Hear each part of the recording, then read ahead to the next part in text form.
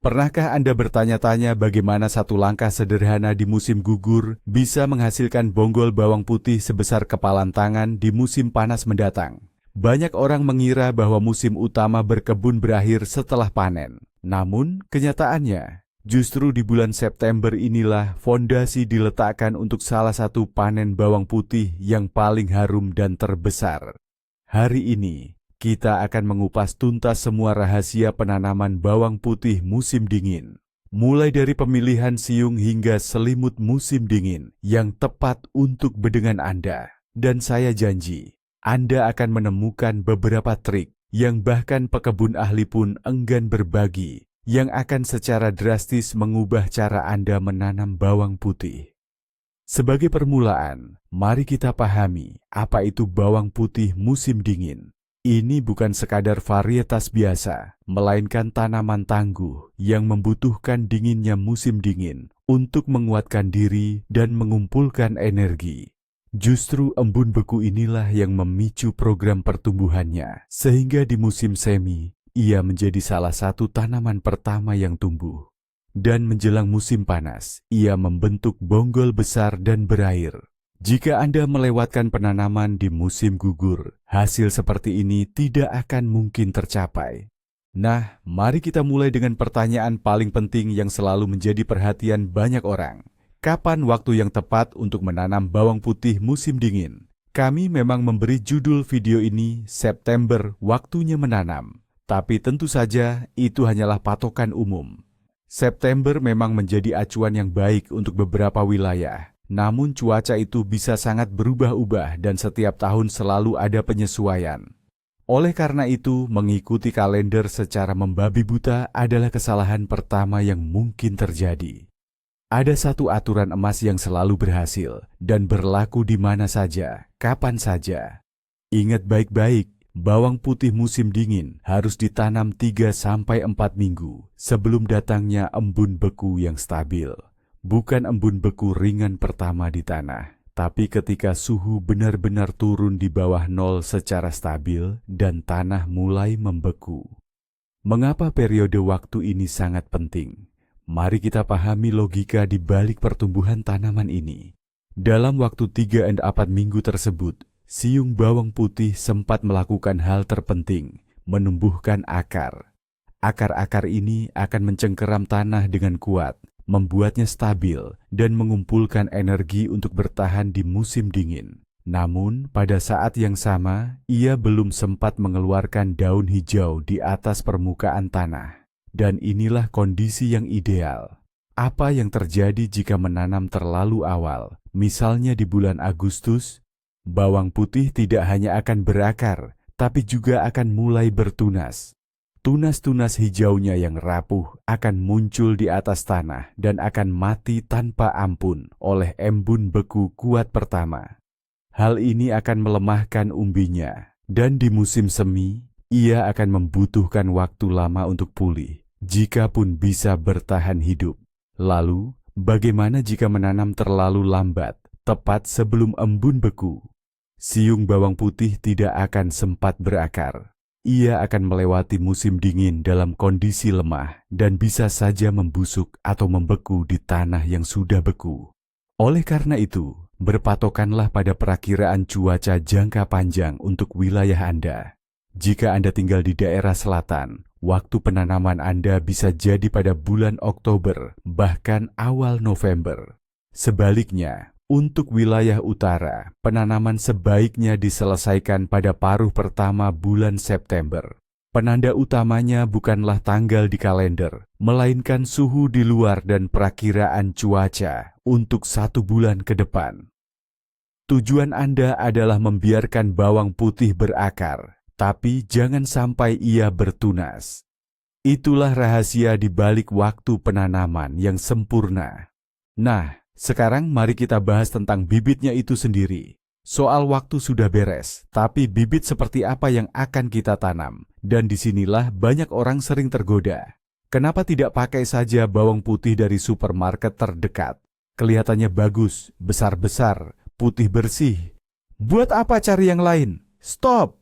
Ini salah satu kesalahan fatal yang bisa bikin panen Anda gagal total. Begini, bawang putih dari toko itu fungsinya sebagai produk konsumsi, bukan bibit tanaman. Tugas utamanya adalah bertahan lama di rak supermarket dan tidak bertunas. Untuk itu, bawang putih ini seringkali diberi perlakuan khusus dengan zat penghambat pertumbuhan yang secara harfiah mematikan daya tumbuhnya. Jika Anda menanam bawang putih seperti ini, kemungkinan besar Anda tidak akan melihat tunasnya tumbuh. Bawang putih itu akan tetap di dalam tanah dan perlahan membusuk. Selain itu, Anda tidak akan pernah tahu jenis atau varietas bawang putih apa yang sebenarnya Anda beli. Seringkali itu mungkin bawang putih varietas musim semi, spring garlic, yang memang tidak cocok ditanam di musim dingin, dan akhirnya akan beku atau mati kedinginan. Dan sebagai bonus terburuknya, bawang putih tersebut bisa jadi membawa penyakit tersembunyi yang tanpa sadar akan Anda sebarkan ke tanah kebun Anda. Maka dari itu, aturan nomor 2, lupakan bawang putih dari supermarket. Kita butuh bibit khusus yang sehat dan memang dirancang untuk penanaman di musim dingin, winter planting.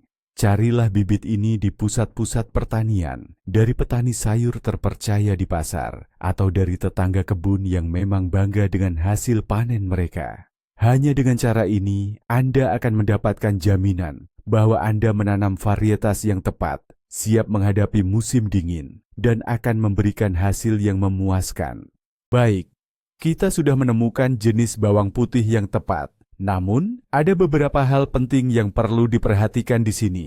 Bawang putih musim dingin terbagi menjadi 2 kategori utama, jenis yang berbunga dan jenis yang tidak berbunga. Jangan khawatir dengan istilahnya, sangat sederhana kok. Jenis yang berbunga adalah yang di musim panas akan mengeluarkan tangkai bunga dengan umbi kecil atau bulbil di ujungnya. Umbinya biasanya lebih besar, dengan siung-siung yang tersusun dalam satu baris mengelilingi batang pusat yang keras. Sedangkan jenis tanpa bunga, sesuai namanya, tidak mengeluarkan tangkai bunga. Siungnya cenderung lebih kecil dan tersusun dalam beberapa baris, seolah melingkar seperti spiral. Jenis ini umumnya lebih tahan disimpan. Untuk mendapatkan umbi bawang putih yang benar-benar raksasa, varietas berbunga inilah yang paling sering ditanam. Dengan jenis bawang putih sudah kita pilih. Sekarang tiba saatnya untuk bagian paling krusial, memilih bibit unggul untuk ditanam. Penting sekali untuk memisahkan siung-siung dari umbinya tepat di hari penanaman. Jangan pernah melakukannya jauh-jauh hari sebelumnya. Jika Anda melakukannya seminggu sebelumnya, bagian pangkal siung, area tempat akar akan tumbuh, akan mengering, dan proses perakarannya akan jauh terhambat. Nah, mari kita pisahkan umbi dengan hati-hati dan lakukan seleksi ketat. Kita hanya membutuhkan yang terbaik, siung-siung terluar, yang paling besar dan padat. Periksa setiap siung, pastikan tidak ada noda, bekas benturan, atau tanda-tanda jamur. Siung harus terbungkus kulit yang utuh dan tidak rusak. Sedangkan semua siung kecil dari bagian tengah umbi, yang kecil-kecil dan kurang menarik, sisihkan saja tanpa ampun untuk dimakan. Ingatlah aturan sederhana ini, dari siung kecil tidak akan pernah tumbuh umbi bawang putih yang besar. Ini adalah hukum alam. Tujuan kita pada tahap ini bukanlah kuantitas, melainkan semata-mata kualitas bibit tanam. Setelah memilih siung bawang putih terbaik, muncul pertanyaan yang tak pernah usai diperdebatkan di kalangan pekebun. Apakah perlu merendamnya sebelum tanam? Sebagian bilang, ini cuman buang-buang waktu, tapi yang lain bersikeras bahwa ini mutlak harus dilakukan. Kebenarannya seperti biasa, ada di tengah-tengah. Merendam bawang putih memang bukan keharusan, tapi sangat dianjurkan. Ibarat vaksin flu, boleh tidak dilakukan, tapi hati jadi lebih tenang kalau sudah. Tujuan utama dari perlakuan pratanam ini adalah desinfeksi atau sterilisasi. Sebab, di permukaan siung bawang putih, bahkan yang terlihat sehat sekalipun, bisa saja ada spora jamur dan bakteri. Jika masuk ke tanah yang hangat dan lembab, Mereka akan berkembang biak dengan cepat dan berpotensi merusak seluruh panen kita. Oleh karena itu, mari kita berikan bawang putih kita perawatan spa kecil. Anda tidak perlu produk-produk yang rumit atau mahal. Ada beberapa pilihan yang sudah terbukti dan sangat sederhana. Yang pertama dan paling klasik adalah larutan kalium permanganat, PK, yang encer dan berwarna merah muda pucat. Rendam siung bawang putih di dalamnya selama 20-30 menit. Pilihan kedua yang lebih modern adalah menggunakan biofungisida seperti Phytosporin. Campurkan sesuai petunjuk dan rendam bawang putih selama setengah jam. Terakhir, ada cara tradisional, larutan garam. Cukup campurkan 1 sendok makan garam ke dalam 1 liter air. Rendaman ini juga sangat ampuh untuk sterilisasi. Setelah direndam, siung bawang putih perlu sedikit dikeringkan agar tidak terlalu basah, lalu bisa langsung ditanam. Prosedur sederhana dan cepat ini adalah jaminan Anda untuk terhindar dari berbagai penyakit, sekaligus memastikan tanaman Anda tumbuh sehat sempurna dan siap untuk musim tanam berikutnya. Nah, setelah bibit bawang putih kita siap, mari kita pilih lokasi terbaik untuknya di kebun. Bawang putih sangat menyukai sinar matahari. Jadi, bedengan untuk bawang putih harus berada di tempat yang paling terang, terbuka, dan cepat hangat di lahan Anda. Hindari sama sekali bayangan dari pagar, pohon, atau bangunan. Semakin banyak sinar matahari yang didapatnya di masa pertumbuhan, terutama saat siang hari, semakin besar dan manis umbinya. Poin penting kedua adalah kontur tanah. Bawang putih sangat tidak tahan terhadap genangan air. Jika di lokasi yang dipilih sering tergenang air setelah hujan atau di musim hujan, akar bawang putih akan kesulitan bernapas dan membusuk. Jangan harap bisa panen di rawa-rawa seperti itu. Maka dari itu, tempat yang ideal adalah lahan yang datar atau sedikit lebih tinggi. Namun, jika seluruh kebun Anda berada di daerah rendah, jangan khawatir. Cukup buatkan bedengan tinggi atau raised bed untuk bawang putih setinggi 20-25 cm.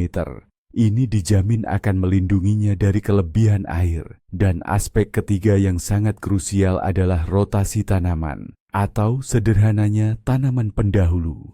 Ingat, jangan pernah menanam bawang putih setelah tanaman sejenis bawang, seperti bawang merah atau bawang bombay, kentang, atau bawang putih itu sendiri. Tanaman-tanaman ini memiliki penyakit dan hama yang sama, yang bisa menumpuk di tanah dan dengan senang hati akan menyerang tanaman bawang putih Anda yang baru. Selain itu, mereka menyerap unsur hara yang sama dari tanah, sehingga tanah akan menjadi miskin hara setelahnya.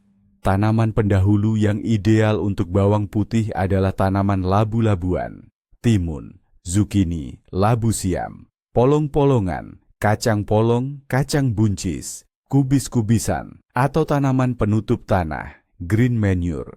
Setelah tanaman-tanaman ini, tanah akan tetap gembur, subur, dan bebas dari patogen khusus bawang putih. Memilih lokasi yang tepat adalah separuh dari keberhasilan. Lokasi yang ideal sudah ditemukan. Lalu, apa selanjutnya? Selanjutnya, kita akan menyiapkan tempat tidur kerajaan yang super nyaman dan sempurna untuk bawang putih kita. Sebab, di tanah inilah ia akan menghabiskan 8-9 bulan ke depan, dan kenyamanan ia di sana akan sangat menentukan seberapa besar hasil panen kita nanti. Persiapan bedengan harus dimulai lebih awal, setidaknya beberapa minggu sebelum penanaman, agar tanah punya waktu untuk mengendap. Langkah pertama adalah penggemburan tanah yang dalam. Bawang putih memiliki akar yang cukup dalam, jadi penggalian harus dilakukan sedalam 1 mata sekop penuh, sekitar 25-30 cm. Saat menggemburkan tanah, bersihkan dengan cermat semua gulma dan akarnya, serta singkirkan batu-batu. Tujuan kita adalah membuat tanah menjadi sangat gembur, ringan, dan memiliki aerasi yang baik. Seperti yang sudah kami sebutkan, bawang putih sangat tidak menyukai tanah yang becek atau tergenang. Namun, ia juga tidak menyukai tanah yang terlalu asam. Di tanah asam, bawang putih sulit menyerap nutrisi, lebih rentan terhadap penyakit, dan umbinya akan tumbuh kecil-kecil. Tingkat keasaman yang optimal baginya adalah netral. Jika Anda tahu tanah di kebun Anda asam, sangat penting untuk melakukan pengapuran. Untuk itu, saat penggemburan, taburkan tepung dolomit, kapur pertanian, atau abu kayu. Jika tanah Anda berat dan liat, yang setelah hujan menjadi keras seperti batu, maka wajib untuk melonggarkannya. Saat menggemburkan, tambahkan pasir, gambut, atau kompos yang sudah matang sempurna.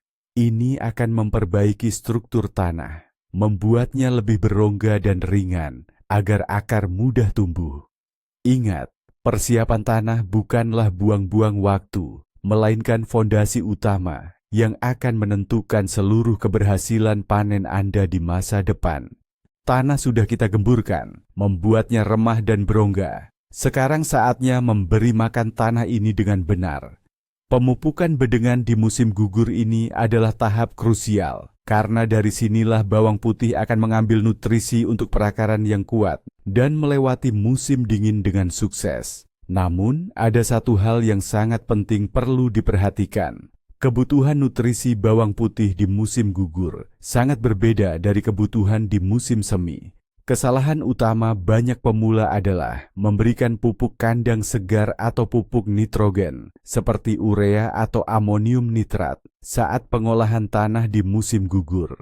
Nitrogen berperan dalam pertumbuhan daun hijau. Jika diberikan di musim gugur, kita akan memicu pertumbuhan tunas bawang putih secara tidak tepat waktu. Daun hijau akan muncul, terpapar embun beku, dan mati. Tanaman akan membuang energi percuma dan masuk ke musim dingin dalam kondisi lemah. Jadi, ingat baik-baik, jangan berikan nitrogen di musim gugur. Lalu, apa yang sebenarnya dibutuhkan bawang putih kita? Di musim gugur, tugas utamanya adalah mengembangkan sistem perakaran yang kuat. Dua makronutrien lain yang bertanggung jawab untuk ini adalah fosfor dan kalium. Kedua unsur inilah yang akan kita berikan. Pilihan idealnya adalah superfosfat dan kalium sulfat. Taburkan keduanya di permukaan bedengan sebelum pengolahan tanah, sekitar 1 sendok makan masing-masing per meter persegi, lalu campurkan ke dalam tanah. Fosfor adalah pupuk lambat yang akan diserap secara bertahap oleh akar selama musim gugur dan musim dingin. Sedangkan kalium akan meningkatkan ketahanan tanaman terhadap embun beku. Selain pupuk mineral, sangat dianjurkan untuk menambahkan kompos yang sudah matang sempurna atau pupuk kandang yang sudah lapuk, sekitar 1 ember per meter persegi. Ini bukan hanya sebagai nutrisi, tetapi juga memperbaiki struktur tanah. Pemupukan di musim gugur seperti ini akan menciptakan fondasi nutrisi yang sempurna untuk panen kita di masa depan. Nah, sekarang mari kita bahas bahan rahasia yang sangat disukai oleh para pekebun berpengalaman, yaitu abu kayu biasa. Jangan remehkan solusi sederhana dan mudah didapat ini. Bagi bawang putih, abu kayu adalah eliksir kesehatan dan kesuburan sejati. Pada dasarnya, ini adalah pupuk lengkap dan peningkat kualitas tanah sekaligus yang diciptakan oleh alam itu sendiri. Pertama, abu kayu adalah sumber kalium, fosfor, dan berbagai mikronutrien yang tak ternilai harganya. Kalsium, magnesium, boron, mangan, dan banyak lagi. Hebatnya semua elemen ini berada dalam bentuk yang mudah diserap oleh tanaman. Pemberian abu kayu di musim gugur membantu bawang putih berakar lebih baik, meningkatkan kekebalan dan ketahanannya terhadap cuaca dingin. Kedua, seperti yang telah kita bahas, abu kayu adalah penyeimbang pH alami yang sangat baik. Jika tanah di kebun Anda asam, maka abu kayu dapat menormalkan tingkat pH secara lembut dan efektif, menciptakan kondisi ideal bagi bawang putih. Berbeda dengan kapur, ia bekerja lebih cepat dan mengandung nutrisi tambahan. Ketiga, abu kayu memiliki sifat antiseptik. Ia menciptakan lingkungan basah di dalam tanah yang tidak menguntungkan bagi perkembangan banyak jamur dan bakteri patogen. Dengan demikian, ini berfungsi sebagai pencegahan terhadap berbagai jenis busuk dan penyakit. Bagaimana cara menggunakannya? Sangat mudah. Taburkan abu kering di permukaan bedengan sebelum pengolahan tanah, dengan perkiraan 1 gelas per meter persegi. Atau, Anda bisa menambahkan sejumput abu langsung ke setiap lubang tanam, campur rata dengan tanah. Tindakan sederhana ini akan memberikan bawang putih Anda perlindungan dan nutrisi tambahan sepanjang musim dingin yang panjang. Semuanya sudah siap, tanah sudah diolah, dan siung-siung bawang putih menunggu gilirannya. Sekarang saatnya kita mulai penanaman. Dan disinilah kedalaman tanam memegang peranan yang sangat penting, tanpa dilebih-lebihkan. Ini adalah faktor kunci yang, jika salah dalam menentukannya, bisa membuat semua persiapan Anda sebelumnya menjadi sia-sia. Jika Anda menanam terlalu dangkal, siung-siung bisa terganggu oleh perubahan suhu di permukaan, atau bahkan terangkat keluar dari tanah. Sebaliknya, jika ditanam terlalu dalam, tunas bawang putih di awal pertumbuhannya akan menghabiskan banyak tenaga dan waktu untuk menembus tanah demi mencapai matahari. Akibatnya, pertumbuhannya akan terlambat, tunasnya menjadi lemah, dan umbi bawang putih yang terbentuk pada akhirnya akan kecil. Jadi, berapa kedalaman yang ideal? Ada satu aturan sederhana, namun brilian yang mudah diingat, aturan 3 kali tinggi. Kedalaman penanaman harus sama dengan 3 kali tinggi siung bawang putih itu sendiri. Artinya, di atas puncak siung yang ditanam, harus ada 2 lapis tanah lagi setinggi siung tersebut. Mari kita hitung. Tinggi rata-rata siung bawang putih yang baik untuk ditanam adalah sekitar 2 hingga 3 cm.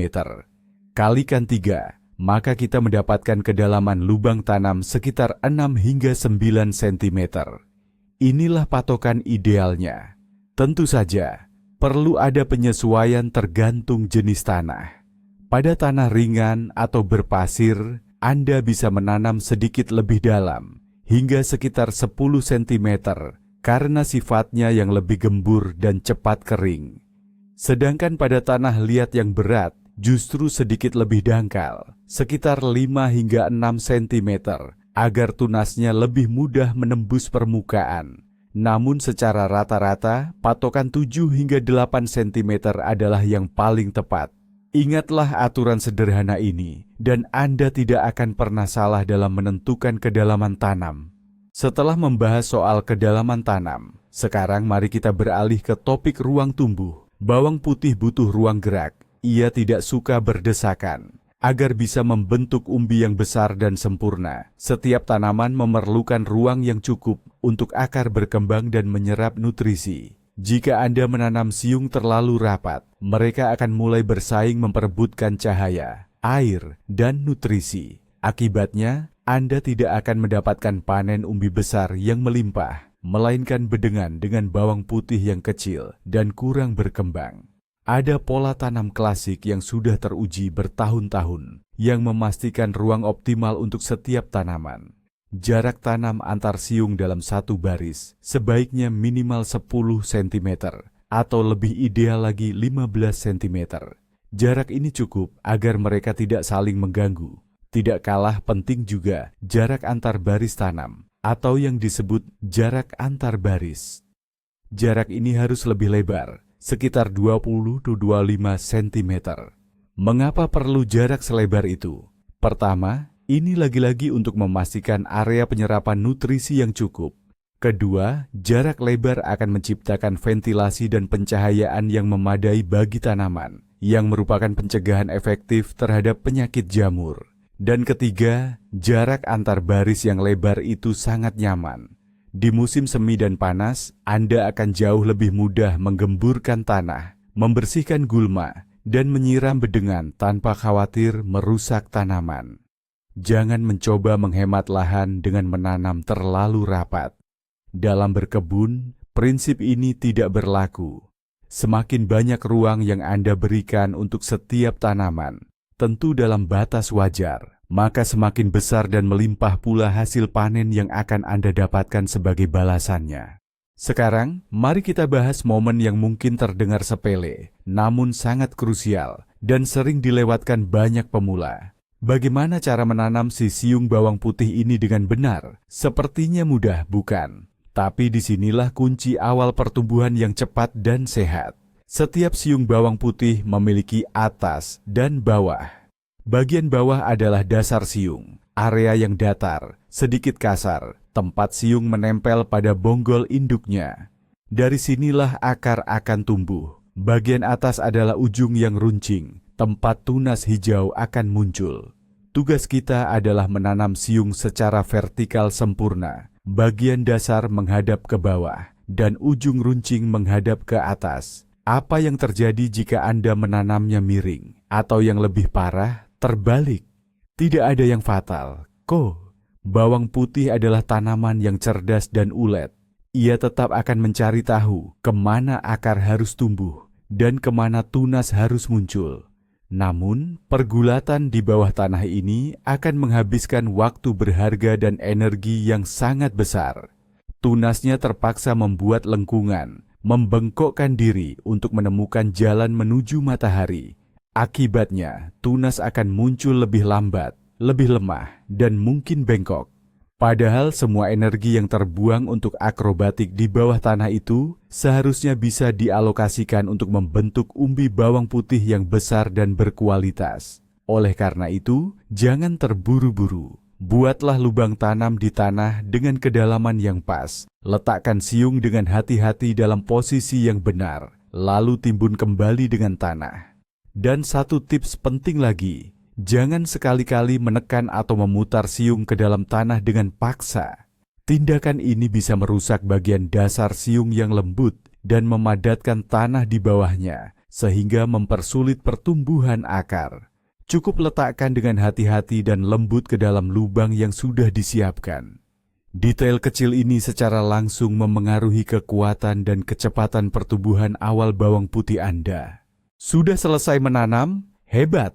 Mungkin Anda berpikir pekerjaan utama sudah beres dan sekarang saatnya pulang bersantai sambil minum teh. Eits, tunggu dulu.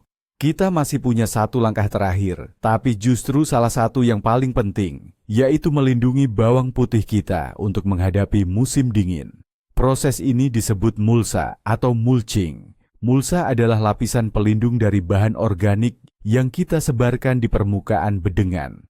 Untuk bawang putih tanam musim dingin, mulsa bukan hanya sekadar rekomendasi, melainkan kebutuhan vital, terutama di daerah dengan musim dingin yang keras atau minim salju. Mengapa ini penting? Pertama, mulsa berfungsi sebagai selimut musim dingin bagi bawang putih. Mulsa mampu menstabilkan perubahan suhu yang drastis, melindungi tanah dari pembekuan parah saat terjadi embun beku yang kuat, dan mencegah terbentuknya lapisan es. Dengan perlindungan ini, siung bawang putih kita akan melewati musim dingin dalam kondisi yang jauh lebih nyaman dan stabil. Kedua, mulsa sangat efektif dalam menahan salju. Dan salju, seperti yang kita tahu, adalah perlindungan terbaik bagi semua tanaman yang ditanam di akhir musim, tanaman musim dingin.